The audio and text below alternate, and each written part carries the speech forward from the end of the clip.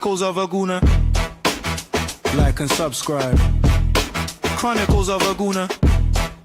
Harry Symeou time. Arsenal. Come on, you Gunners. Arsenal. Chronicles of a Gooner. Hey everybody, how's it going? Welcome back to another episode of the Chronicles of a Gooner, the Arsenal podcast with me, your host, Harry Symeou. Huge game coming up this weekend as Arsenal travel to the Midlands to take on Aston Villa, a side that have caused us a fair few problems in recent seasons, it is fair to say. And I'm delighted to say that alongside me to build up to this game is the brilliant Dan Bardell, Aston Villa fan, broadcaster and friend. Dan, welcome to the pod, mate. How are you? Yeah, I'm good, mate. Looking forward to the game. Can I just say that was the best intro to a podcast that I've ever heard? I wasn't expecting that at all. Unbelievable. I will take that, but it wasn't me that made it. I can't take the credit. One of our I dear didn't think listeners, it was you talking about yourself. I did think it was probably someone else. One of our dear listeners put it together. Unbelievable. Without me even asking. It was amazing. Really? And he just sent it over one morning and he said, what do you think of this? You feel free to use it. And I was like, mate, that's fantastic. Let's stick it on the pod. Why not? I need to get some new subscribers. My subscribers don't do anything like that for me. They do nothing. Brilliant stuff. Dan, before we get into the conversation around today's game, just let people know where they can find your podcast as well. I don't want to forget later on. I have linked it in the description, but just tell people a little bit about what you do, where they can find you, and what you got coming up. Yeah, so I work in football like Harry, do the same kind of thing as Harry, essentially talking about general football, and then have my own channel called the 1874 podcast, which is Villa-based, called 1874 because that's when Aston Villa were founded. It's really inventive on my part. And yeah, just love talking about football. I actually would say the bulk of my work is probably still Villa, probably 60%. But I actually enjoy talking about the other teams probably more because you're less biased, aren't you, when you're talking about other teams? And so I'd probably spend quite a lot of my life actually talking about Arsenal. So I'm pretty well versed in Arsenal. Good stuff. We'll get into Arsenal in just a minute. There will be a few of you that are tuning in live right now that will not have had a chance to catch up with Mikel Arteta's press conference from this morning. As we're streaming to you. I've literally just got back about 15 minutes ago from London Colney. What did he have to say in terms of injuries? That's what everybody wants to know about. Saliba, he didn't say he would be back. He said we'll know more after today's training session, which is exactly what I predicted. It's why I hate the 9:30 a.m. press conferences, because they haven't trained yet and the manager can hide behind that and basically give you no team news whatsoever, which is exactly what we got. We were told with Saliba and Trossard that it's still a matter of days, but we don't know if they'll be available for the trip to Villa. Christian Mosquera's injury is apparently a little bit more complicated. He went on to sort of add to that, and he said it's because we've still got tests to do today. So he's not saying it's very severe, but we don't know yet on that one.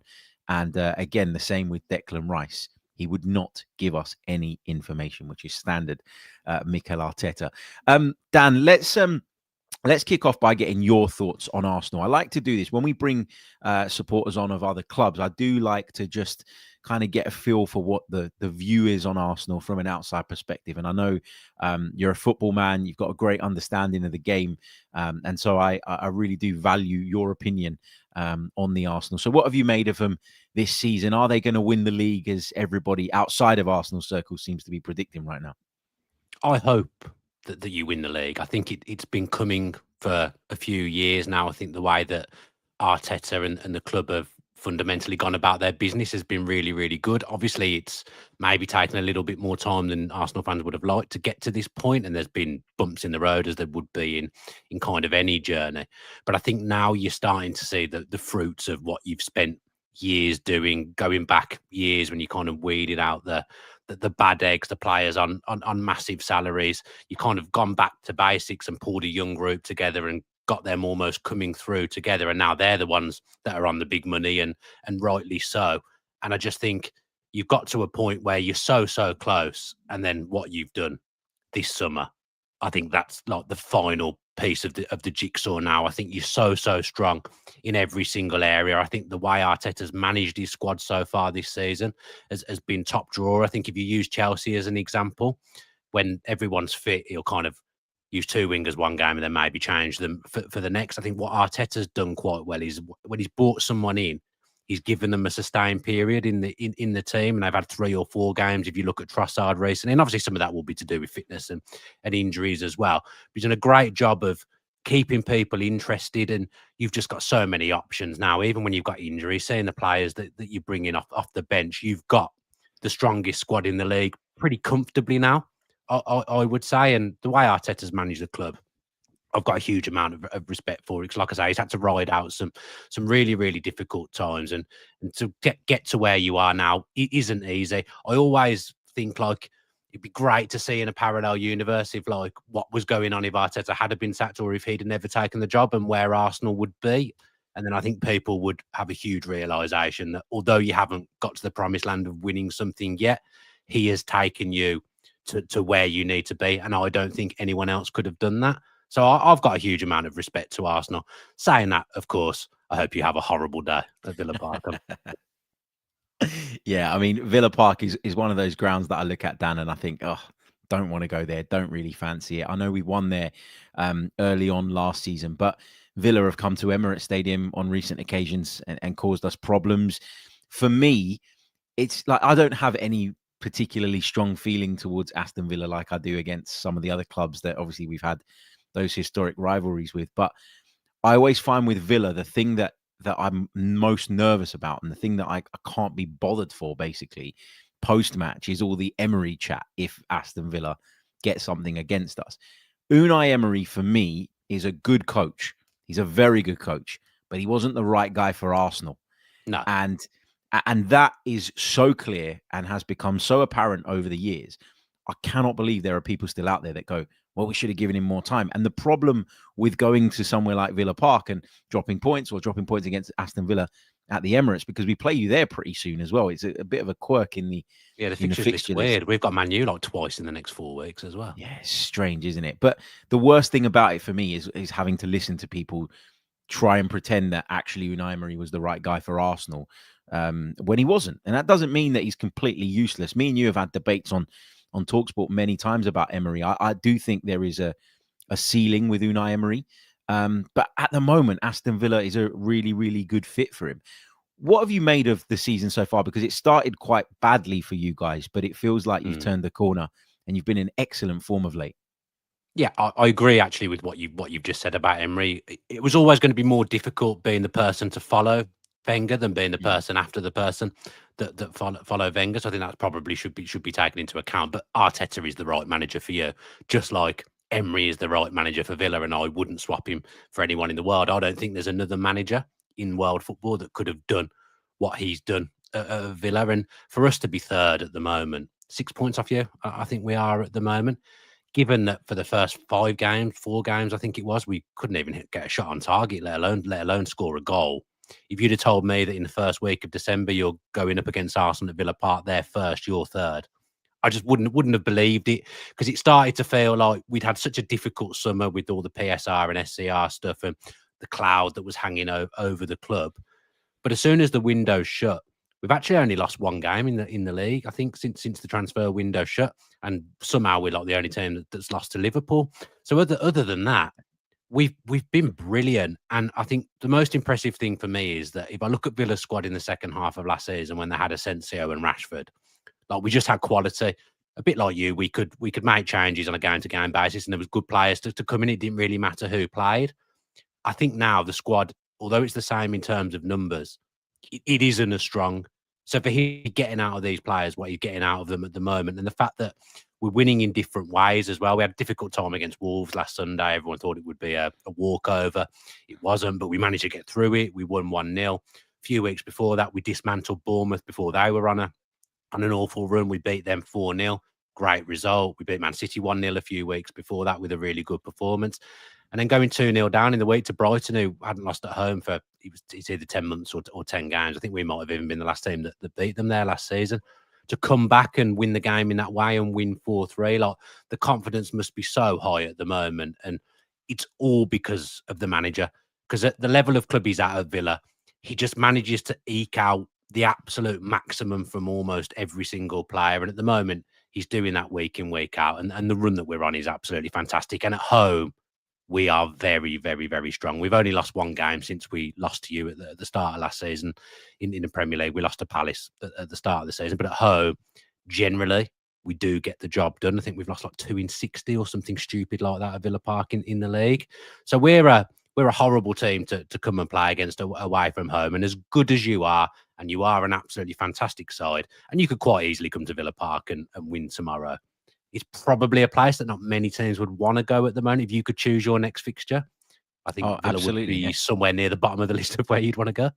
Yeah, we absolutely do not want to be coming there, I can tell you now, particularly given the sort of run of fixtures that we've had. We come back from the international break with a lot of fitness doubts. I know you mentioned the squad, and it's absolutely right that is highlighted. It is a bigger squad. That's why we've been able to maintain this level, even with the injuries that we've had. But to come back after the international break and have to deal with the emotion of a North London derby, followed by a game on the Wednesday at home to Bayern Munich, followed by a trip to Stamford Bridge, then that Brentford game on Wednesday was just a really awkward fixture.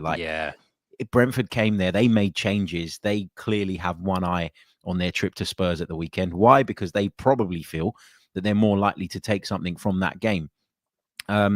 So, you've got that fixture. Then Villa comes around, and again, we're going into the game and we're worried about Rice, Saliba, Trossard. We've probably lost Mosquera for this one as well, who was making everybody feel kind of semi-comfortable with the idea that Saliba and Gabriel are both out. So, I really like Mosquera, by the way. I think he's quality. Yeah, he's really, really good. And for what we paid for him, and the fact that he kind of came out of nowhere was just remarkable, really, that he's been able to. We wanted him, I think. I wouldn't be surprised, actually. I would have thought that was an Unai Emery type signing, actually, and the kind of player that he'd been all over. How do you think Villa will approach the game in terms of style of play? Unai Emery at times has shown in his career. I don't know why it's gone super dark in here all of a sudden. Clouds are coming out. The mood. Yeah, the mood. I'll switch this light on here. There we go. Unai Emery at times in his career, I think, has shown people that he can set up a team to frustrate. But he's also shown at times that he likes to play with a high line. And I always find it difficult going into a game against Villa to kind of read what we're going to get from Unai. So what's your feeling in terms of how you think he'll approach it? I think in these games, he's very good at finding a balance. I think he'll line up. I would expect him to line up with 5. Like we play 4-2-3-1. Everyone will know what we play. But it's just because a player's playing like left wing, for example, or right wing, they're essentially not playing as a winger, except for off the ball when we're in our shape and trying to frustrate. So McGinn, for example, plays in those positions, but essentially he's a central player and he's playing as a 10 when we've got the ball. I would expect he'll go with Kamara and Onana as the 2 6s, and Onana is on brilliant form at the moment. He suddenly looks like a £50 million player, which he didn't really last season for me. And Kamara is one of the most underrated players in the league. So we'll keep them 2 as 6s. But in front of that, you'll probably have Tielemans in the big games. He tends to play Tielemans as a central 10 ahead of Onana and Kamara. You'll have McGinn one side as the kind of right 10, and probably Rodgers on the other side as the left 10. What that gives you is McGinn and Tielemans are well-versed at sitting in a shape and being defensively sound when the other team's got the ball. But in transition, if we get the ball to Tielemans quickly, he can pick out a runner in Watkins or pick out a runner in Rodgers on the left-hand side and exploit any space that's being left. So I'd expect us to line up in that way. The good thing for us is, and probably the bad thing for you, is that Ollie Watkins has finally remembered where the back of the net was this week against Brighton. He's got a good record against Brighton, but he's also got a decent record against you from memory, particularly at Villa Park. I remember him scoring a few goals against Arsenal. Actually, he's got a good record at the Emirates as well, thinking back. So suddenly he's running a bit more. When a player's struggling with confidence, you almost think they don't run right. Suddenly when he scored the other night, he looked like he was running normally again and running right. And then he scored another goal straight after he got off the mark.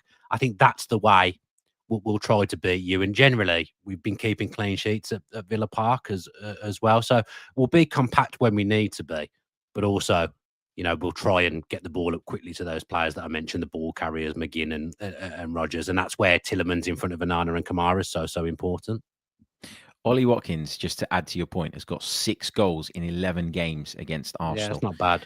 It's not bad at all, is it? And you mentioned that he kind of remembered where the back of the net was this week. Prior to the game at Brighton, he'd only scored one league goal all season, which is remarkable. What's kind of been the story there? Because he has been linked with a move away in the past. It did feel like at one point he was a bit out of favour at Villa, which to me was strange, actually. I know you had different options at that point, but it felt like he was the guy that kind of played a massive part in getting you to where you were, only to then be sort of not snubbed, but maybe just pushed to one side a little bit by the boss. Do you think that sort of had an impact on him? Do you think that has had an impact on him going into this season? Yeah, I think definitely. I've always felt Watkins works better when he hasn't really got any competition. Right now, to be honest, he hasn't really got any competition. Marlon has been great off the bench and has been good in the Europa League games, and he's a brilliant player. And I'd like to see them play together actually on occasion. Probably not this weekend against Arsenal, but generally I think that's a good option that we have. But I wouldn't want Marlon playing as a number 9 in a run of Premier League games. So Watkins is our only proper centre forward, I would say. He's been carrying an injury since the Euros. We've only really found out this week what's been going on with that. Emery randomly, even though people have kind of known about it, Emery only spoke about it in the pre-Brighton presser, saying that he's struggling. That I think he's got a cyst in his knee that he's not able to train all the time. It's restricting his movement, but he's playing through the pain barrier. And my understanding of it is that in January they might look at doing something to sort out. It doesn't need surgery, but giving him a prolonged rest and just getting another striker into the club so that Watkins doesn't have to play every week. Last season, we had John Duran at the start of the season who kept coming off the bench and scoring. And you know what football fans are like. There's always a cry out for the shiny new toy. And Duran was just coming on and scoring worldies from nowhere. And there's no doubt that he had a lot of talent, but the mental side of the game and the off the ball side of the game just wasn't there for John Duran. He just wanted to go where the money was. He went to Saudi. We went back to just Watkins, and Rashford came in and was predominantly playing from the left when he first came in. Emery then decided, actually, I don't like Rashford on the left because that's changing how we play. We usually play with the number 10 on the left, and that's not working. So he moved Rashford into the centre, and they kind of ended up rotating, but it felt like in the big games it would be Rashford. PSG at home, for example, Rashford was brilliant.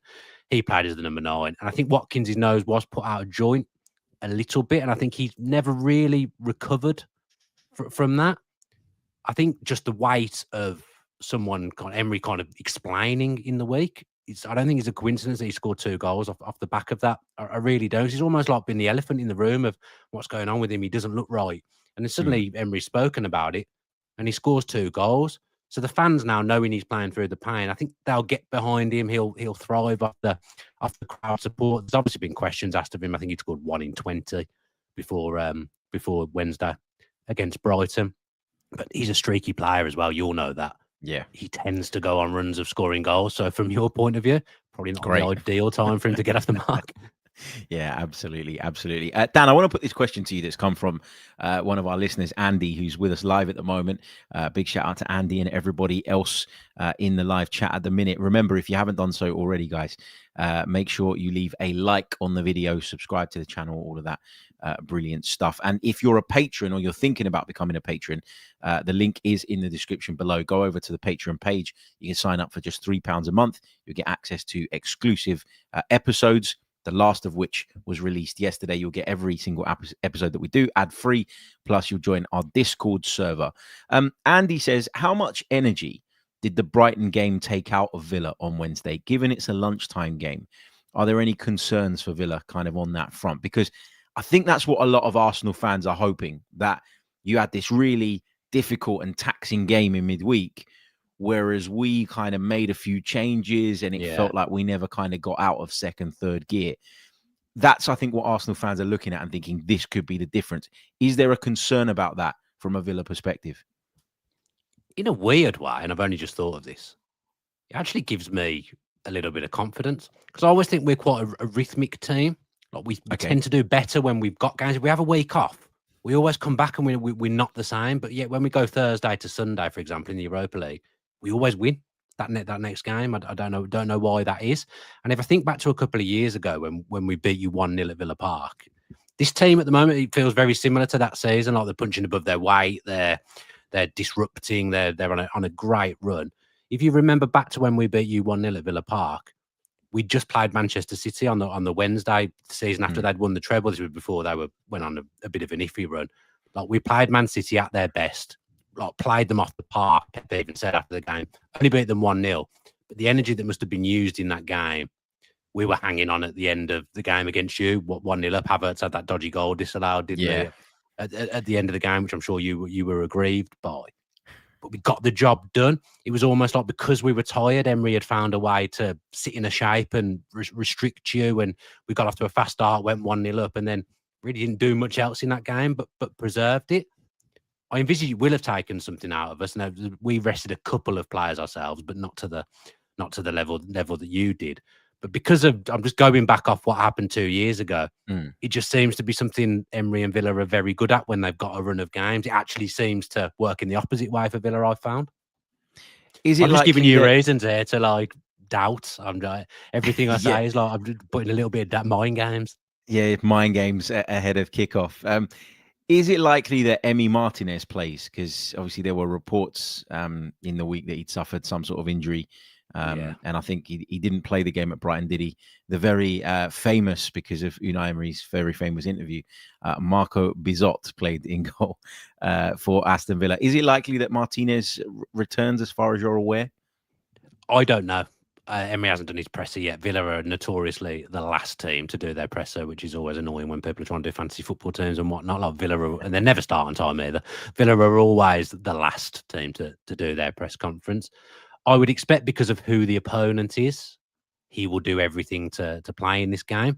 He needs to get over it, Dan. He needs to get over it. He will. It's natural, isn't it? He'll want to play against Arsenal. He will want to. He's such a child with all this. Like he's got to get over it. Like he probably actually works to your advantage in some ways. I think he maybe overhypes himself. Do you reckon? For these games, but he'll want to play.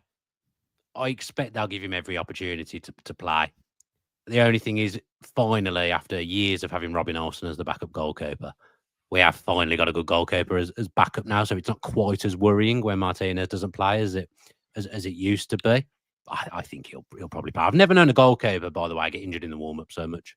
It's happened so many times.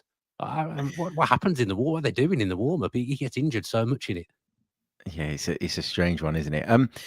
Dan, in terms of sort of Aston Villa and the bigger picture, we've had debates about Villa and finishing in the Champions League places and then not managing to do that the following season, and the impact that maybe had in terms of PSR and all the rest of it. I was having a conversation yesterday with someone about PSR, and I kind of, maybe I'm a little bit naive on this, so I'd kind of like to get your view here and get an understanding of where Villa fans are at on this. I look at the PSR stuff and I think something needs to be in place. But most of the complaining that I hear about PSR, it does come from Villa fans and Newcastle fans, at least based on the people that I know and the people that I respect and listen to. Talking about Ollie Klink.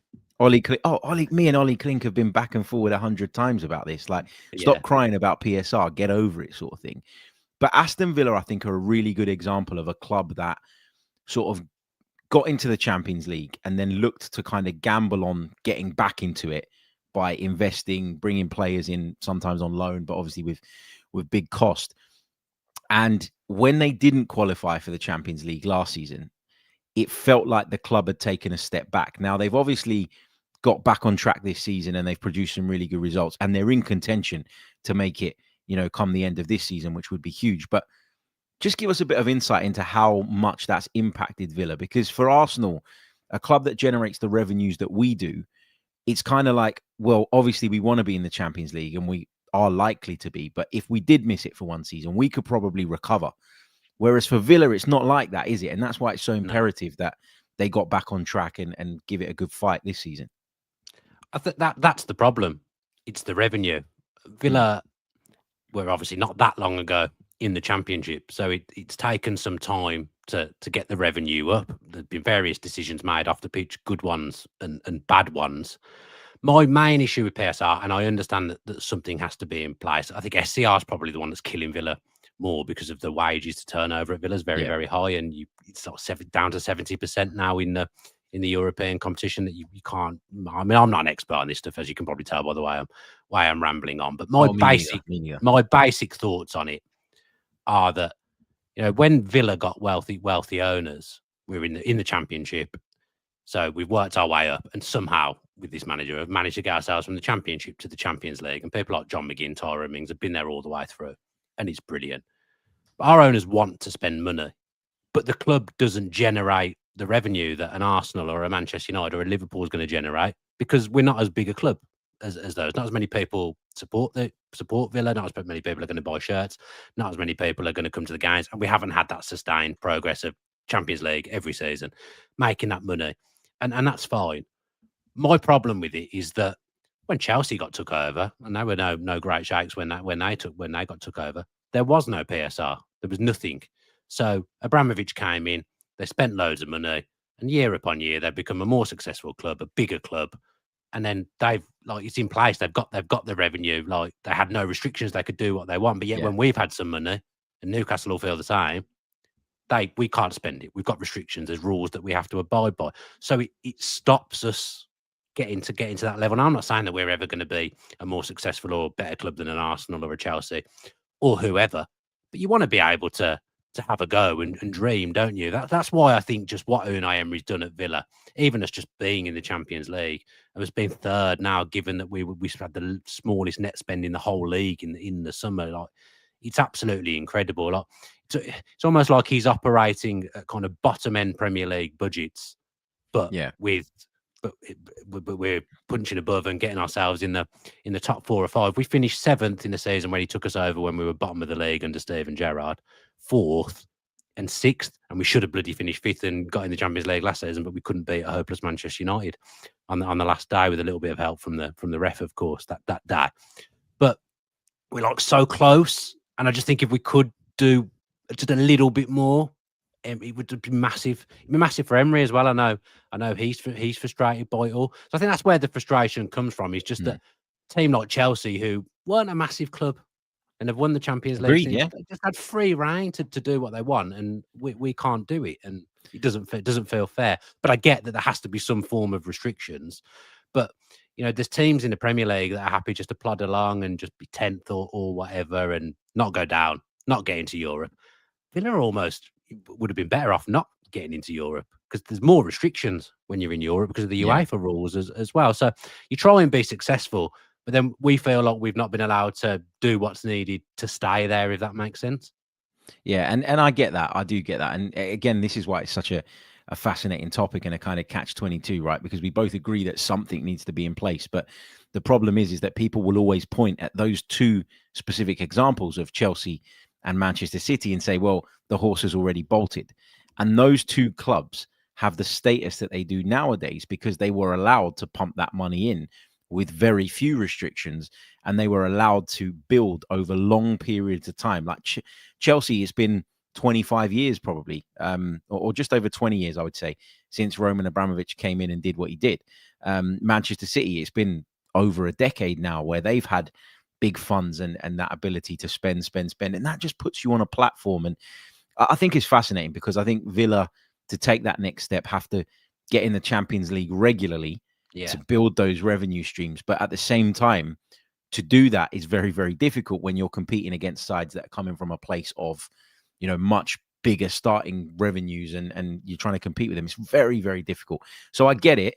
But I feel like, it's one of those things where if you take it away, you create a Wild West, which doesn't suit the bigger clubs that are already established. They're always going to block things. They're always going to vote against things. It's just one of those situations where there's a bit of a power vacuum at the top, and I can't really see it changing. Dan, before I let you go, mate, let's get your prediction. Then, do you know what? If you could give me a predicted 11, that would be great as well. I know you haven't had the press conference yet. So we'll sort of take that into consideration. I'll quickly rattle off my predicted 11 as well. Let's get yours and get your score prediction for tomorrow's big game. So obviously we've discussed the goalkeeper situation. One of those two will be in goal. Hopefully, I'm not seeing Ronnie Hollingshead in goal, who was on the bench at the weekend, because I think on Wednesday, because I think he's only about 17 years old. So that would be a big statement if he had to play. He's on fire. Be the usual back four, I think. Cash, Konsa, Pau Torres, and then Maatsen came in on Wednesday and he's a very good left back, but I think he'll go for the reliability of Luca Dean against Arsenal. I then think it'll be Kamara and Onana as the 2 6s. Keep trying to get a Kamara and Onana, bananas in pajamas chant going along somewhere. I think there's something to be had there. Someone more clever than me. Maybe the guy who's done your intro can come up with something, but there's something to be had there with the bananas in pajamas chant. And then McGinn will be as a right 10. Tielemans as the central 10, and then Rodgers as from the left, playing as a left 10, and then Watkins up top. That would be how I would expect us to line up. And predictions wise, I can't, hard to call because we won the year before and you won last year. It makes it difficult to call, but I don't think we'll lose at home. I'll go for like a 2-2. 2-2. That'd be a thriller, wouldn't it? You've drawn your last 2 away games, if my memory is correct as well. Yeah, that's right. Yeah. That's right. I'm going to go in terms of my Arsenal 11, my predicted 11. If we're going to try to go down the predicted route, I'm going to say Raya in goal. I think Timber will come back in at right back. I think William Saliba will be okay, and I think he'll play. I think he was probably touch and go for the game in midweek, but the decision was taken to leave him out with a view to obviously this game. I think he'll be partnered by Piero Hincapié at left centre-back, and I think Calafiori will play at left-back. We were really nervous about Calafiori because he was a booking away from a suspension the other night. He managed to get through the game without that booking, which was really, really important. I think the midfield will be Zubimendi, Rice. I think Rice will make it, and Eze. I think Eze will come back into the side. I'd agree with that. I think Odegaard will just about miss out, still building his way back up to fitness. I think Trossard, if you've got Odegaard on the bench and you don't have to worry about it. What a place to be in. Yeah, absolutely. You're spot on. I think Trossard will make it back as well. Mikel Arteta has repeatedly said matter of days with those 2 guys, Trossard and Saliba. So I think Trossard will be in on the left, Saka on the right. And even though Victor Gyökeres is back, I'm sorry, but how can you drop Mikel Merino right now? No, he's going to start up front for me. I think in this game where I expect Villa to squeeze up the pitch a little bit and be a bit more aggressive than some of the other teams we played in recent weeks, you could make the case that actually it's a game that's better suited to Victor Gyökeres because he likes to run in behind. He likes to stretch the opposition. But I just cannot see how, if you're Mikel Arteta, you could possibly sit down now with Mikel Merino and say, sorry, Mikel, you're not playing. Like, given the form he's in, he's got to play. He's got to play. Am I right in thinking that, I can't remember when the game was, but I remember a game where he went quite safe and he put Merino in with Rice and Zubimendi. There was a couple. There was a couple earlier in the season to do that. Potentially, he might, if Trossard's not fit enough to start. That is, he might put Eze on the left hand side, Saka on the right, and then play with the centre forward, and then maybe go Zubi, Rice, and Merino midfield. The only thing I can think of that would make him maybe think twice about Mikel Merino is the fact that he's played every game of late. And it feels like he's been run into the ground a little bit. That's the only thing that I think he has to consider is whether he's sharp enough and fit enough. But we'll see. I'm going to go prediction-wise. I'm going to go for a famous old 1-0 to the Arsenal, but I appreciate that I'm going with my heart over my head. What I will say is we've got perfect predictions for the last 3 games now, scores and results, everything. So let's continue with that run. Hopefully, well, it's got to end at some time from your point of view. Dan, thank you so much, mate. Really appreciate your time. I know you're a busy man, so really grateful that you've come on to chat about the weekend's game and Aston Villa in general. Thank you so much. Anything for you, Harry. I wouldn't have done it for any other Arsenal fan. Yeah. I thought that. Thank you, mate. I really appreciate it. And anything you need the other way, mate, no problem at all. Right, we're going to leave it there. Don't forget to leave a like, subscribe to the channel on your way out. Check us out on Apple or Spotify if you prefer. If you're listening on those platforms, make sure you leave us a review. Check us out on Patreon as well. And we will be back after the game to have a look back at it. It's an early kickoff, so you might get a treat. You might get a Saturday afternoon pod. We'll see how things go. Thank you all so much once again, and I'll see you all on the next one. Goodbye. Cheers. Chronicles of a Gooner. Like and subscribe. Chronicles of a Gooner. Harry Symeou time. Come on, you Gunners.